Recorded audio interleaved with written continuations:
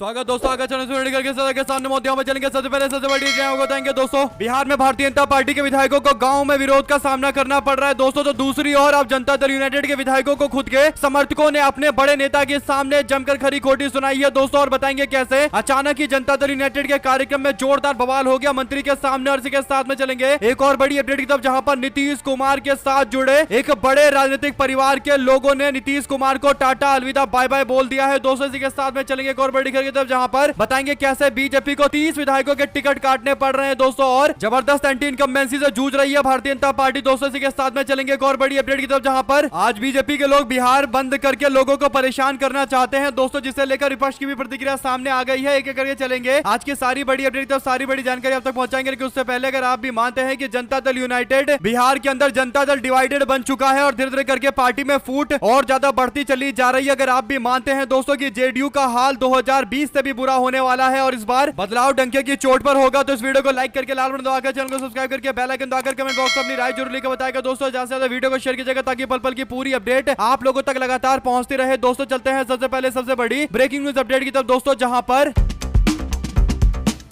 खबर है वैशाली जिले से जुड़ी हुई दोस्तों, जहां पर वैशाली जिले के विधानसभा क्षेत्र के साइन गांव में जहां पर एनडीए के कार्यकर्ता सम्मेलन के दौरान मंच पर जनता दल यूनाइटेड के कार्यकारी अध्यक्ष संजय झा, बिहार सरकार के मंत्री विजेंद्र प्रसाद यादव और केंद्रीय मंत्री राजभूषण चौधरी मौजूद थे दोस्तों। और इस दौरान जोरदार बवाल हुआ। आपको बता दें कि मंत्री राजभूषण चौधरी निषाद ने सरकार की उपलब्धि बताना जैसे ही शुरू किया, वैसे ही स्थानीय विधायक के खिलाफ नारेबाजी शुरू हो गई और कहा गाँव वालों ने कि मंत्री जी आप अपनी सरकार की उपलब्धि गिनवा रहे हैं, उपलब्धि गिनवा रहे हैं, लेकिन हकीकत यह है कि हमारे गांव में एक सड़क बनाकर आपके विधायक ने नहीं दिया। पिछले 5 साल से आपका विधायक हमें केवल बेवकूफ बना रहा है, एक भी बार सड़क बनाकर नहीं दिया। इस पूरे मामले पर जनता दल यूनाइटेड के भी और कार्यकर्ता वहां पर मौजूद थे दोस्तों, और नेता कहने लगे ठीक है हमारी पूरी बातें सुन ले, लेकिन लोगों ने कहा कि जब तक आप जनता दल यूनाइटेड के विधायक सिद्धार्थ पटेल को यहां नहीं हटाओगे तब तक हम लोग आपकी बातें भी नहीं सुनेंगे और आप लोगों को वोट भी नहीं देंगे। एकदम क्लियर कट लोगों ने मैसेज दे दिया दोस्तों कि गांव में आकर एनडीए गठबंधन का कार्यक्रम आप जरूर कर रहे हो, लेकिन हकीकत यह है कि आपके विधायक ने कोई काम नहीं किया और इसीलिए इसका पुरजोर तरीके से विरोध हो रहा है। साफ तौर पर बोल दिया गया है कि यह विधायक नहीं चाहिए, इसको बदल दीजिए अगर वोट चाहते हो तो। यानी कार्यकर्ताओं की ओर से भी जनता दल यूनाइटेड के बड़े नेताओं को साफ तौर पर धमकी दे दी गई है दोस्तों। अगर आप भी मानते हैं कि ये तो अभी शुरुआत है, अभी तो जनता दल यूनाइटेड से लेकर भारतीय जनता पार्टी के कितने सारे नेताओं को ऐसे ही मंच पर विरोध का सामना करना पड़ेगा, तो अपनी राय जरूर लिखकर बताएगा दोस्तों। ज्यादा से ज्यादा वीडियो को अपने लोगों तक शेयर कीजिएगा दोस्तों। चलते हैं एक और बड़ी अपडेट की तरफ, जहां पर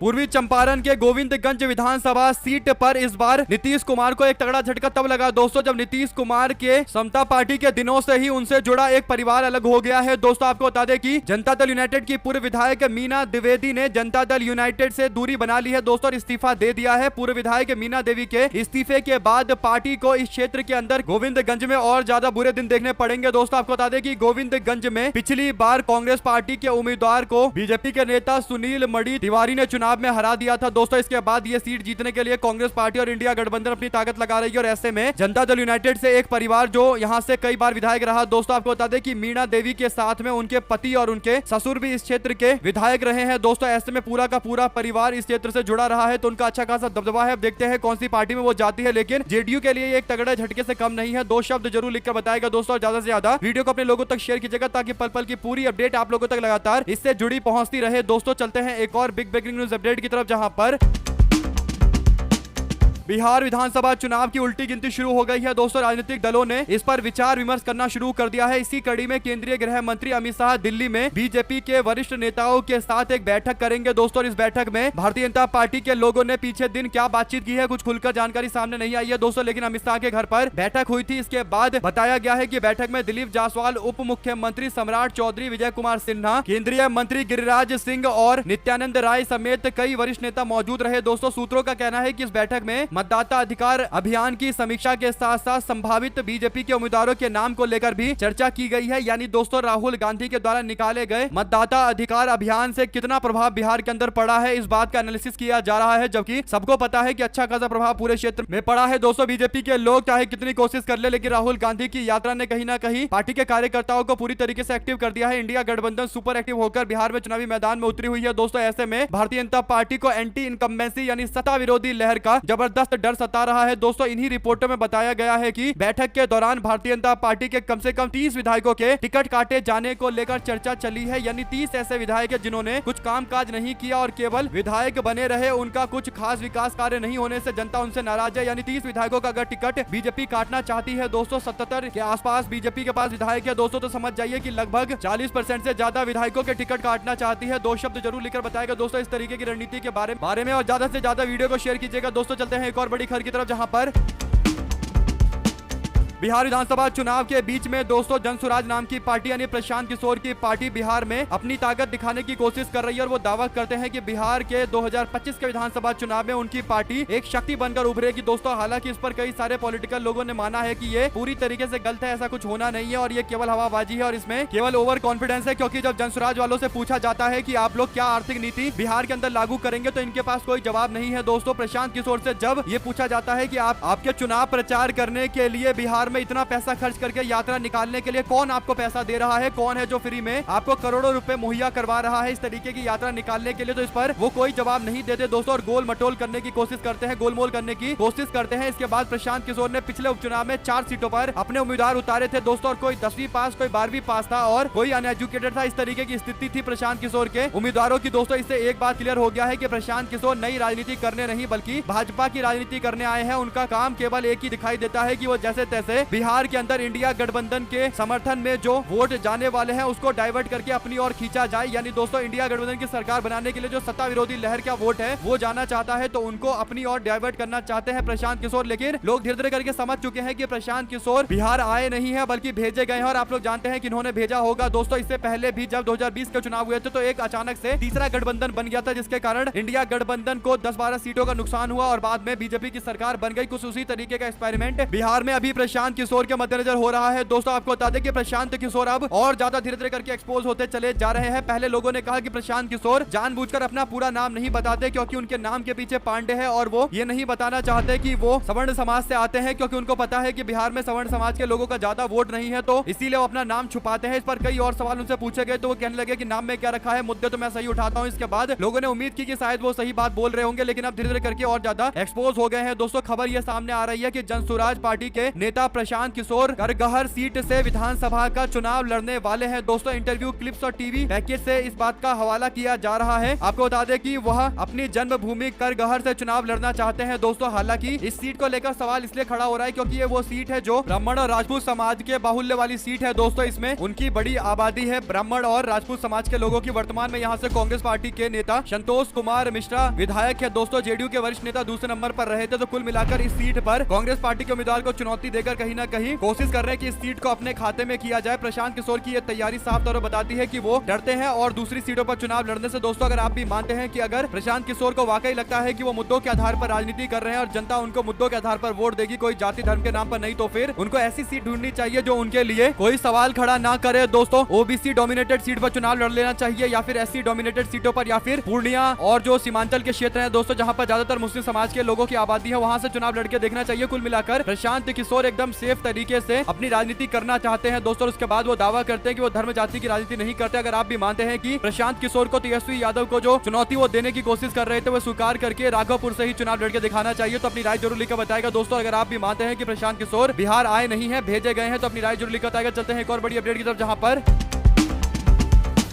एक हफ्ते पहले बिहार में आए प्रधानमंत्री नरेंद्र मोदी के स्वागत में एक व्यक्ति खड़ा दिखाई दे रहा है दोस्तों। जैसा कि आप लोग तस्वीरों में देख सकते हैं, ये है भारतीय जनता पार्टी का नेता आशुतोष कुमार दोस्तों। इसने जून 2025 में सरेआम दलित महिला प्रवक्ता को साड़ी खोलकर बाजार में घुमा बलात्कार की धमकी तक दी थी दोस्तों। और इस तरीके की बातें, अभद्र बातें बोलने के बावजूद भारतीय जनता पार्टी के नेता पर कोई कार्रवाई नहीं की गई दोस्तों। और राष्ट्रीय जनता दल ने तस्वीर शेयर करते हुए लिखा है कि एक हफ्ते पहले नरेंद्र मोदी जब बिहार गए थे तो ये स्वागत करने के लिए आया हुआ था और बीजेपी इस पर कोई कार्रवाई करने की जगह नरेंद्र मोदी इसका स्वागत स्वीकार कर रहे हैं और बिहार में आकर बोलते हैं कि विपक्ष उनके परिवार के लोगों को गाली दे रहा है, जबकि विपक्ष के मंच से जिस व्यक्ति ने गाली दी थी दोस्तों उसको जेल में बंद कर दिया गया। लेकिन किसी भाजपा के खिलाफ कोई कार्रवाई नहीं होती जब वो इस तरीके की अभद्र भाषा का इस्तेमाल करते हैं। राष्ट्रीय जनता दल ने कहा कि एक हफ्ता पहले बिहार आए प्रधानमंत्री ने स्वागत के लिए जिस भाजपाई शख्स को बुलाया उसने सरेआम दलित महिला प्रवक्ता को साड़ी खोल बाजार में घुमाकर बलात्कार करने की धमकी दी। लेकिन कोई एंकर मोदी से सवाल नहीं करेगा या करेगी। नीतीश कुमार के खून को गलत बता उनकी मां माँ का अपमान करने वाले गुजराती प्रधानमंत्री ग्लिसरीन लगा आंसू बहा के बिहारियों को मूर्ख बनाना चाहते हैं। अब ये स्पष्ट सवाल नरेंद्र मोदी और भाजपाइयों से है दोस्तों। अगर आप भी मानते हैं कि बीजेपी के लोग अगर वाकई महिला विरोधी बयानों पर कार्रवाई करने लगे तो आधे से ज्यादा भाजपा साफ हो जाएगी। आप क्या कहना चाहते हैं दोस्तों? पूरी बात लिखकर जरूर बताएगा। ज्यादा से ज्यादा वीडियो को अपने लोगों तक शेयर कीजिएगा। चलते हैं एक और बड़ी खबर की तरफ, जहां पर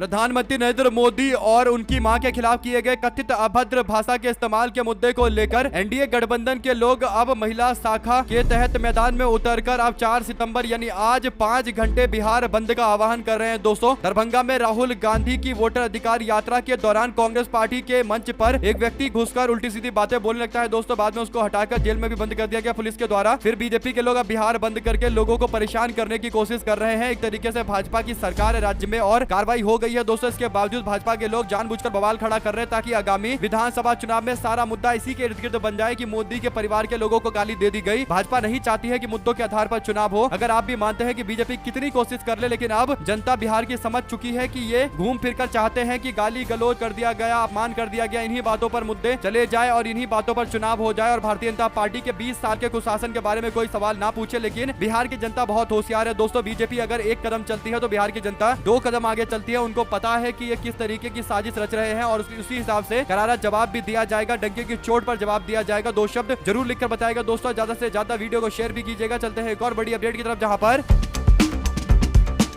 हिमाचल प्रदेश और जम्मू कश्मीर के बाद उत्तराखंड के बाद दोस्तों अब पंजाब के अंदर बाढ़ के कारण लोग काफी ज्यादा प्रभावित हैं। खासकर बॉर्डर के इलाके पर दोस्तों काफी ज्यादा बाढ़ के कारण लोगों को समस्या का सामना करना पड़ रहा है। ऐसे में राहुल गांधी ने बीजेपी की केंद्र सरकार से पंजाब के लोगों को राहत पहुंचाने की डिमांड की है दोस्तों। राहुल गांधी की ओर से पहले मोदी सरकार से राहत सामग्री भेजने की मांग की गई। उसके बाद अब राहुल गांधी आज पंजाब के दौरे पर खुद से जाने वाले हैं दोस्तों। वहां पर स्थानीय लोगों से बातचीत करेंगे, उनका जायजा लेंगे, स्थिति का जायजा लेंगे दोस्तों। और जो भी जानकारी आएगी इसके बाद वो बीजेपी के किसी नेता से मुलाकात कर सकते हैं और उनसे डिमांड कर सकते हैं किसी राहत पैकेज की। हालांकि आम आदमी पार्टी की सरकार बार बार डिमांड कर रही है, लेकिन बीजेपी के लोग मानने को तैयार नहीं है दोस्तों। पूरा असेसमेंट के बाद फैसला लिया जाएगा कि कितनी राहत राशि दी जा सकती है। हालांकि बीजेपी इस मामले पर भी शांत होकर बैठी है, लेकिन राहुल गांधी जब जाएंगे दोस्तों तो जरूर वो एक बड़ा पैकेज पंजाब के लोगों को उपलब्ध करवा देंगे दोस्तों। इसी के साथ में केटीआर और कविता मिलकर चचेरे भाई हरीश राव को पार्टी से निपटाने की तैयारी में है दोस्तों। दरअसल हुआ ये कि हरीश राव पर गंभीर आरोप लगाते हुए के कविता ने कहा कि पार्टी के अंदर केसीआर जी की लेगेसी को पूरी तरीके से बर्बाद किया जा रहा है। उन्होंने जो विकास कार्य किए थे उसे पूरी तरीके से खत्म किया जा रहा है और भ्रष्टाचार के गंभीर आरोप लगने के पीछे उसमें एक व्यक्ति का नाम हरीश राव का नाम है। हरीश राव पार्टी विरोधी गतिविधि कर रहे हैं। उसके बाद खबर सामने आती है कि केसीआर ने अपने भतीजे को पार्टी से बाहर का रास्ता दिखाने की जगह दोस्तों अपने बेटी के कविता को ही पार्टी से निकाल दिया और दावा कर दिया कि के कविता पार्टी विरोधी गतिविधि में शामिल थी और अब हरीश राव को पार्टी से बाहर करने की भी तैयारी चल रही है। हालांकि ये रणनीति सफल हो पाएगी या नहीं हो पाएगी, ये बड़ा सवाल है दोस्तों। आप लोग क्या कहना चाहते हैं? अपनी राय जरूर लिखकर बताइएगा और ज्यादा से ज्यादा वीडियो को शेयर कीजिएगा दोस्तों। चलते हैं एक और बड़ी अपडेट की तरफ, जहां पर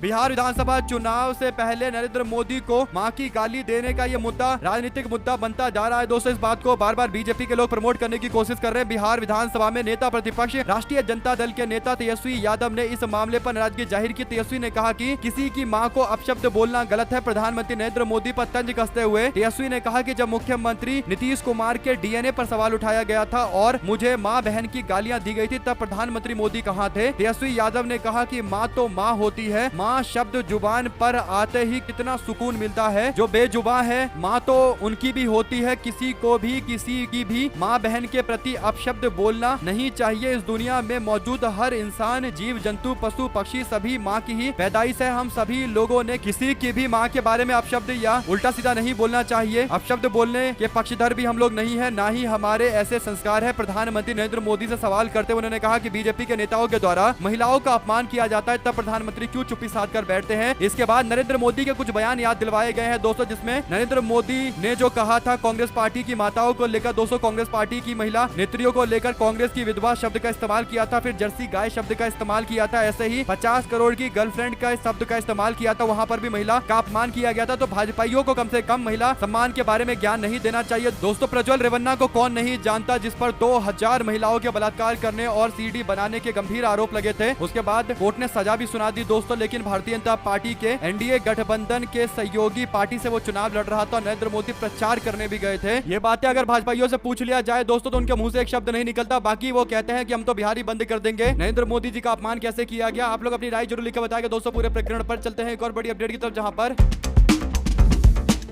बिहार के सीतामढ़ी के अंदर आयोजित बीजेपी के एक कार्यक्रम के दौरान मंच पर उस वक्त अजीबोगरीब स्थिति उत्पन्न हो गई दोस्तों, जब केंद्रीय गृह राज्य मंत्री नित्यानंद राय ने मंच पर नारा लगा रहे विधायक मिथिलेश कुमार यानी सीतामढ़ी के विधायक से अचानक माइक छीनकर किसी दूसरे व्यक्ति को दे दिया दोस्तों। दरअसल विधायक उस समय में इंडिया गठबंधन के खिलाफ नारा लगा रहे थे कि इंडिया गठबंधन शर्म करो, शर्म करो। इससे कहीं ना कहीं बीजेपी के जो राज्य मंत्री है दोस्तों वो भड़क जाते हैं और माइक छीनकर किसी और को दे देते हैं। फिर वो नरेंद्र मोदी जिंदाबाद के नारे लगाने लगता है, यानी एक अशोपेश की स्थिति देखने को मिलती है दोस्तों। इसी के साथ में विधानसभा से पास बिल पर राष्ट्रपति और राज्यपाल की मंजूरी की डेडलाइन तय करने वाले राज्य की याचिका पर सुप्रीम कोर्ट ने 7वें दिन सुनवाई करते हुए पश्चिम बंगाल, तेलंगाना और हिमाचल की सरकार ने विधेयकों को रोककर रखने के विवेकाधिकार शक्ति का विरोध किया है दोस्तों। यानी जो गवर्नर के पास एक पावर होती है जिसको डिस्क्रिशनरी पावर कहा जाता है दोस्तों, डिस्क्रिशनरी पावर के कारण राज्यपाल और राष्ट्रपति अपने हिसाब से तय करते हैं कि कब फैसला लिया जाएगा, क्या कानून जो है वो सही है, क्या उस पर मोहर लगाया जा सकता है या फिर कानून को थोड़े दिन और रोका जा सकता है, या फिर बिल पर कोई एक्शन नहीं लिया जा सकता या फिर उसको आगे भेज दिया जा सकता है। ये सारे फैसले अपने आप राज्यपाल लेते हैं, अपनी बौद्धिक क्षमता के आधार पर लेते हैं, जिसे हिंदी में विवेक अधिकार शक्ति भी कहा जाता है दोस्तों। जिसके कारण कई सारे राज्यपाल विरोधी दल की सरकारों के काम को रोकने का प्रयास करते हैं। मान लीजिए कांग्रेस पार्टी की सरकार हिमाचल में है दोस्तों, तो वहां पर जो राज्यपाल है उसे तो केंद्र की बीजेपी सरकार ने नियुक्त किया है, तो और राज्यपाल के पास विवेक अधिकार का फैसला है, यानी वो अपने हिसाब से तय करते हैं कि कानून को पास करने के लिए उस पर हम साइन कर दे या नहीं कर दे। तो अगर विधानसभा ने बिल पास करके गवर्नर के पास भेज दिया है तो गवर्नर के मन पर डिपेंड करेगा कि वो उस पर साइन करके उससे कानून बनने देंगे या फिर रोक कर वापस से विधानसभा भेज देंगे। इसी पर कोर्ट ने रोक लगाते हुए कहा कि 3 महीने के अंदर तय कीजिए, आप इस फैसला लीजिए कि आप कानून के खिलाफ है या कानून के समर्थन में है। एक बार आप ऐसा कर सकते हैं, दूसरी बार आपको ये मानना ही पड़ेगा अगर विधानसभा ने फिर से लिखकर भेज दिया तो, यानी बिल पास करके भेज दिया तो। और यही बात सबसे ज्यादा चुभ रही है दोस्तों बीजेपी वालों को, और इसीलिए भाजपा की सरकारें गई थी गवर्नरों को बचाने के लिए और दावा करने के लिए कि गवर्नर के पास पावर है कि वो अपने हिसाब से राज्य के कानून पर निर्णय ले सकते हैं, जबकि जो कांग्रेस पार्टी या विपक्षी शासित राज्य है उन्होंने राज्यपाल की शक्तियों का विरोध किया है दोस्तों। चलते हैं एक और बड़ी अपडेट की तरफ, जहां पर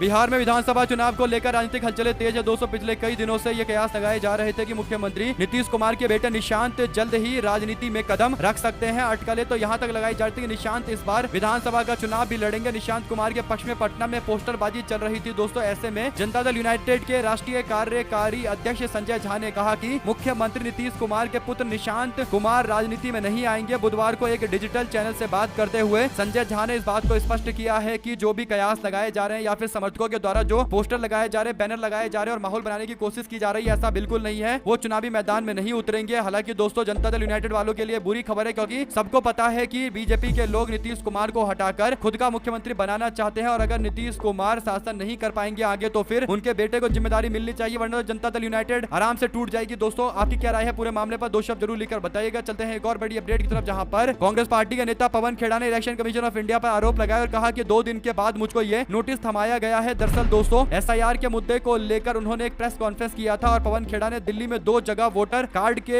होने के दावे के साथ चुनाव आयोग के द्वारा भेजे गए नोटिस को लेकर प्रतिक्रिया देते हुए कहा कि हम लोगों ने जो मुद्दा उठाया चुनाव आयोग उसे लेकर ही भड़क गया है और इसीलिए मेरे ऊपर कार्रवाई करते हुए मुझे नोटिस दिया गया। पवन खेड़ा ने 2 दिन पहले चुनाव आयोग पर गंभीर आरोप लगाते हुए कहा था कि कांग्रेस पार्टी ने बिहार के अंदर 89 लाख शिकायतें दी, लेकिन चुनाव आयोग ने उस पर कोई एक्शन नहीं लिया। आयोग कहता है कि उन्हें फॉर्मल तरीके से कोई भी शिकायतें नहीं मिली, केवल हवाबाजी वाली शिकायतें थी, यानी केवल पन्नों पर लिखकर दिया गया था, प्रोसीजर का पालन नहीं किया गया था, इसीलिए कोई एक्शन नहीं लिया गया था। लेकिन घूम फिर का सवाल वही है दोस्तों जिसे लेकर बीजेपी के लोग बैकफुट पर हैं। 2 शब्द जरूर लिखकर बताएगा और ज्यादा से ज्यादा वीडियो को शेयर कीजिएगा ताकि पूरी अपडेट आप लोगों तक लगातार इसी तरीके से पहुंचते रहे। वहीं पर जीतन राम मांझी ने भी दोस्तों अब 20 सीटों की डिमांड करते हुए एनडीए गठबंधन वालों को साफ साफ शब्दों में बोल दिया है कि अगर 20 सीट नहीं दी जाएगी तो फिर वो कोई कॉम्प्रोमाइज नहीं करेंगे, मुकाबला डटकर होगा, लेकिन कॉम्प्रोमाइज बिल्कुल नहीं होगा। अगर आप इस बात से इत्तेफाक रखते हैं दोस्तों अपनी राय जरूर लिखकर बताएगा कि जीतन राम मांझी और चिराग पासवान दोनों के दोनों भारतीय जनता पार्टी को इसी तरीके से बैकफुट पर धकेलेंगे। साथ साथ दोस्तों मराठा आरक्षण की मांग को लेकर मुंबई में हुए प्रदर्शन के दौरान अवैध रूप से इकट्ठा होने और अशांति फैलाने के आरोप में मराठा प्रदर्शनकारियों के खिलाफ पुलिस ने कई मामले दर्ज किए हैं। दोस्तों, मुंबई पुलिस के मुताबिक मरीन ड्राइव पुलिस स्टेशन समेत अलग अलग थानों में मराठा प्रदर्शनकारियों के खिलाफ मुकदमा दर्ज किया गया है। मुंबई पुलिस ने बताया कि बॉम्बे हाईकोर्ट के आदेश के बाद प्रदर्शनकारियों के खिलाफ कार्रवाई शुरू की गई है। आप लोग क्या कहना चाहते हैं दोस्तों, इस पूरे मामले पर अपनी राय जरूर लिखकर बताइएगा। अगर आप भी मानते हैं कि अभी महाराष्ट्र के अंदर जिस तरीके से आंदोलन हुआ है उसके बाद अब इन लोगों पर कार्रवाई की जा रही है प्रदर्शनकारियों पर, तो इससे मनोज जरांगे पाटिल और ज्यादा भड़केंगे और कहीं ना कहीं इस मुद्दे को जोर शोर से फिर से उठाने की कोशिश की जाएगी। हमारे साथ लगातार जुड़े रहने के लिए दोस्तों, भाइयों, बहनों, मित्रों का बहुत बहुत धन्यवाद। दोस्तों, आप लोग कमेंट बॉक्स में लिखकर ये जरूर बताइएगा कि बिहार के विधानसभा चुनाव में आप लोग हवा किस और बहता हुआ देखते हैं। क्या आपको लगता है कि इस बार जो परिवर्तन होगा वो पिछली बार की तरह कोई लोकल परिवर्तन नहीं बल्कि एक तरफा परिवर्तन होगा? इस बार 2, 4, 5 सीटों की कमी नहीं बल्कि इस बार पूरा इंडिया गठबंधन की सरकार बनने की स्थिति है। अगर आप भी इस बात से इत्तेफाक रखते तो अपनी राय जरूर लिखकर बताइएगा। दोस्तों, हमारे साथ लगातार जुड़े रहने के लिए दोस्तों, भाइयों, बहनों, मित्रों का बहुत बहुत धन्यवाद। आप लोग देख रहे थे आपका अपना चैनल जय हिंद, जय भारत। ज्यादा से ज्यादा वीडियो को शेयर कीजिएगा दोस्तों। बहुत धन्यवाद।